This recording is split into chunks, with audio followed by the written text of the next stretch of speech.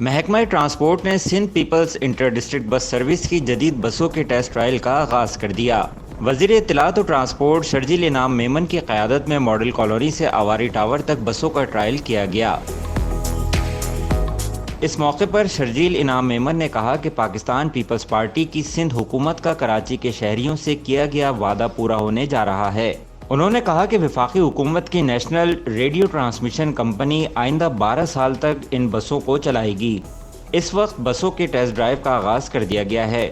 جون کے مہینے میں ہی people's inter district bus service کا آغاز کر دیا جائے گا۔ انہوں نے کہا کہ اگر مزید وقت ملا تو کراچی میں اس طرح کے بہترین ٹرانسپورٹ سسٹم کا جال بچھایا جائے گا اور یہ صرف کراچی تک محدود نہیں رہے گا، یہ سندھ بھر میں پھیلے گا۔